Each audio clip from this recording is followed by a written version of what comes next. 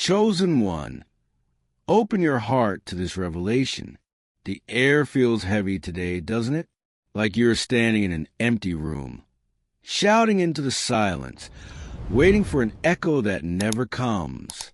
You keep looking out the window, hoping the sky will finally break open for you. Have you ever felt entirely forgotten by the universe while everyone else gets their miracle? I want to hear your real story in the comments below, because this space is for honest conversations. You carry a weight that no one else sees. It sits right there in the center of your chest, a quiet, heavy stone of expectation. For as long as you can remember, you have felt a pull, a whisper in the dark telling you that you are meant for something more, something profound. They call it being chosen. But lately, being chosen just feels like being profoundly alone. You watch the world spin outside your window. People walk by with their easy smiles and their simple routines. They find joy in the mundane, settling effortlessly into a life that feels completely alien to you. You try to mimic them. You really do. You go through the motions. You smile when you're supposed to, and you nod when it is polite.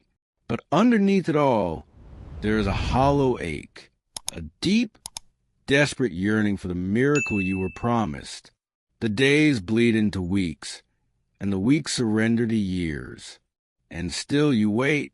You wait for the shift. You wait for the revelation.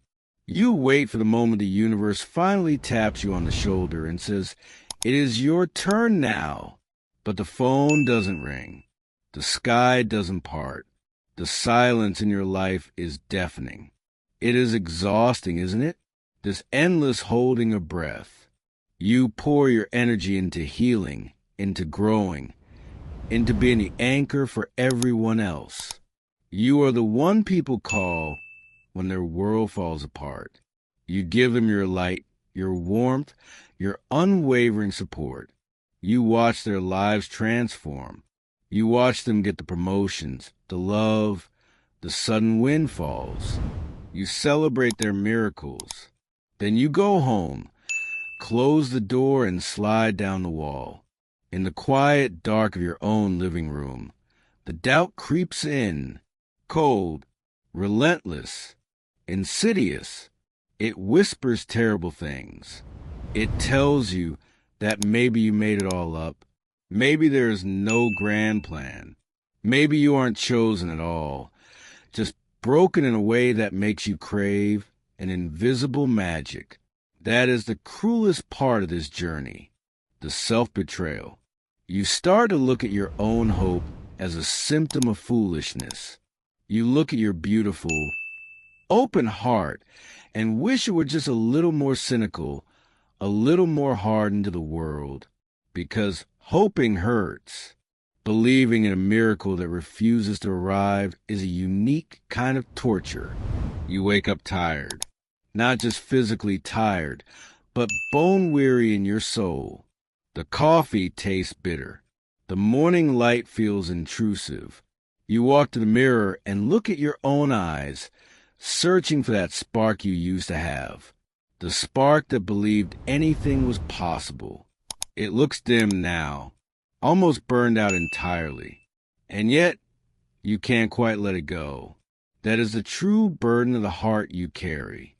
Even when you want to give up, even when you scream into your pillow and declare that you are done believing in the unseen, a tiny ember remains. It glows faintly in the ashes of your disappointment.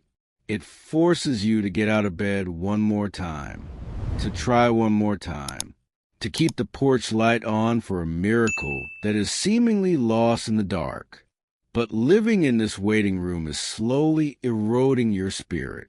You feel like a ghost haunting your own life, observing everything, participating in nothing.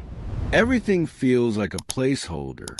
The job, the city, sometimes even the relationships. You are terrified to fully plant your roots because you are convinced that any day now, The great revelation will sweep you away to where you truly belong. So you float, hovering an inch above the ground. Never fully here, never quite there. It is a lonely, desolate landscape, a wasteland of unfulfilled potential and unanswered prayers. You wander through it with your hands outstretched, blindly searching for the door. The world tells you to just work harder, to manifest better, to fix your vibration. They offer you hollow platitudes and empty formulas. It makes you sick to your stomach, because you know, deep in your marrow, that this isn't about working harder. You have done the work. You have bled on the altar of your own growth.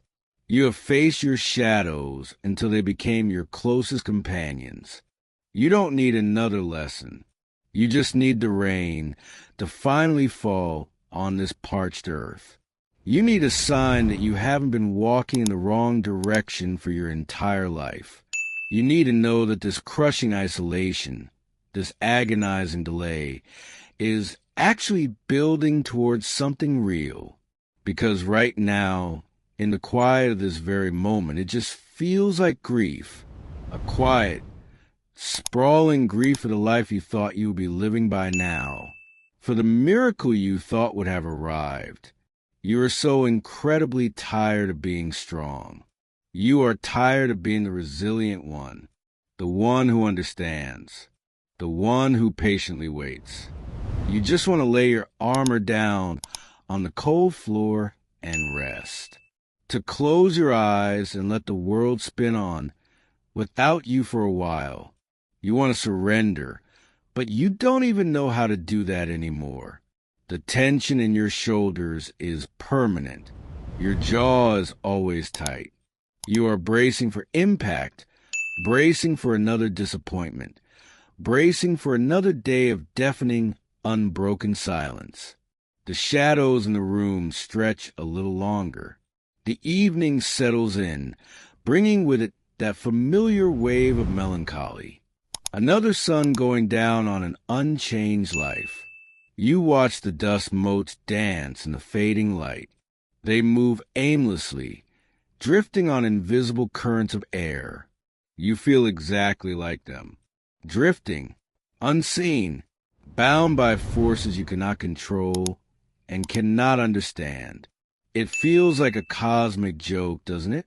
To be given a heart so massive, a vision so clear, only to be placed in a reality that stubbornly refuses to match it, to be completely full of love, with nowhere to put it, to be completely full of magic, with no stage to perform it on. You are an ocean trapped inside a teacup, and the glass is starting to crack. But what if the silence isn't punishment? What if the darkness you are sitting in right now isn't a tomb? Think about the earth beneath your feet. Far below the surface, beneath the concrete and the soil, there is utter, terrifying darkness. It is cold. It is heavy. The pressure is unimaginable. If you were down there, you would think the world had ended. You would think you had been buried alive. But that is exactly where the deepest roots grow. That crushing weight is what forces the roots to anchor, to spread, to find water hidden deep within the solid rock. The tree above ground can only reach as high into the light as its roots reach down into the dark. You feel buried. I know. You feel like dirt is being thrown on your dreams, shovelful by shovelful. But what if you aren't buried? What if you are planted? There is a profound difference between the two. A burial is an end. A planting is a beginning. Both require the dark. Both require being entirely submerged in the cold, heavy earth. But the seed does not weep for the sun while it is germinating. It submits to the darkness. It allows the pressure to break its shell open. The cracking of the shell hurts. It feels like destruction. It feels exactly like that glass inside you, shattering into a million pieces. You thought you were losing your mind, losing your hope. But what if that cracking is the only way to life inside you can finally break free? We demand miracles to look like fireworks. We want the sky to split open. We want a booming voice.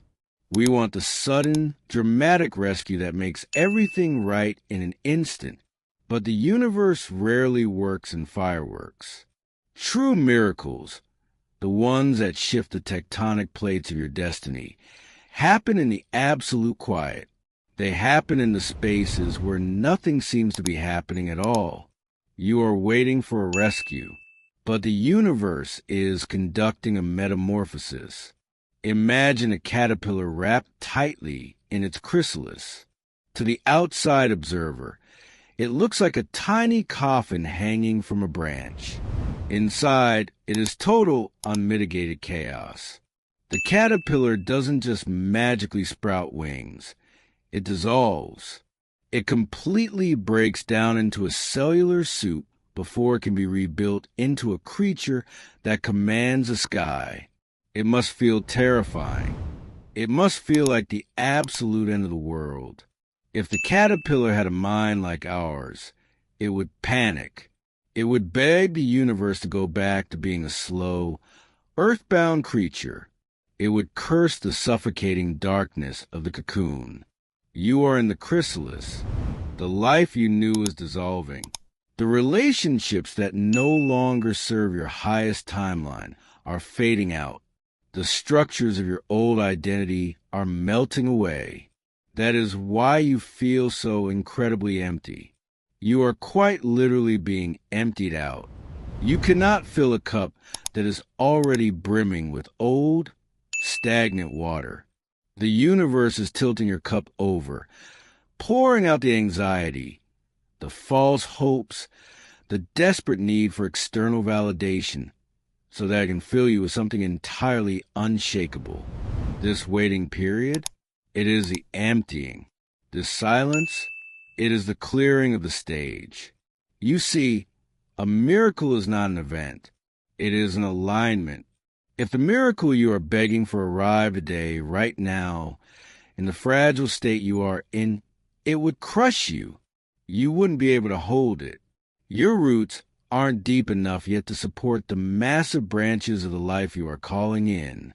The fierce wind of that much sudden change would snap you in half. The delay is not a denial. It is preparation. The universe is fortifying your spine. It is tempering your heart. It is forcing you to find your own internal light, because the places you go will require you to illuminate the path for others. You cannot be a lighthouse if you have never survived the storm. You cannot guide others out of the dark if you have never sat in it yourself, shivering, terrified, and waiting for the dawn. Your pain is becoming your credential. Your agonizing weight is becoming your deepest well of empathy. Suddenly, the silence doesn't feel quite so hostile, does it? When you stop demanding that the universe speak your loud, hurried language, you start to hear the quiet language it is actually speaking. It is whispering in the spaces between your racing thoughts. It says, hold on. It says, you are almost ready. It says, the masterpiece takes time. You are not forgotten. You are being forged. The heat is unbearable. The hammer strikes are brutal. You are being folded, beaten, and plunged into cold water over and over again, not to break you, but to make you completely unbreakable. The miracle you want is a lucky lottery ticket. The miracle you are getting is an indestructible soul. Stop looking at the calendar. Time is a human invention, a frantic ticking clock that does nothing but measure our anxiety. The soul does not operate on a 24-hour cycle. The soul operates on seasons. And right now, you are in the deep, freezing winter of your spirit. Winter looks like death. The trees are bare. The ground is rock hard. The world is quiet and gray. But underneath that frozen topsoil, the earth is doing its most vital work. It is resting. It is restoring its minerals. It is preparing for the explosive, vibrant growth of spring. If you tried to force a flower to bloom in the dead of January, you would kill it. You are trying to force your own spring. You are pulling at the frozen earth with your bare hands, bleeding your fingers dry, screaming at the seeds to grow. Stop pulling. Breathe the cold air. Accept the winter. There is a strange, quiet dignity in accepting the season you are in. When you finally stop fighting the silence becomes a heavy, warm blanket instead of a cage. You realize that you don't have to perform. You don't have to have it all figured out right this second. You are allowed to just be dormant. You are allowed to rest in the dark. This shift in perspective doesn't make the pain vanish overnight, but it changes the texture of the pain. It changes it from a pointless, agonizing torture into a necessary, sacred discomfort. It is the growing pains of a giant. Would you like me to write? Take a deep breath right now. A real one. Pull the air all the way down into your stomach. Hold it for just a second and feel the sheer weight of your own existence. Now let it out. Let your shoulders finally drop. Let your jaw unclench. Let the heavy iron armor clatter to the floor. You do not have to be on guard tonight. Look around the quiet room you are sitting in. It is just a room. The shadows gathering in the corners are just shadows. There is no invisible clock ticking down to your failure. There is no celestial scorecard tracking how many times you lost your faith today. You are just a human being, having a beautifully difficult, intensely lonely human experience. And you are surviving it. You are doing incredibly well.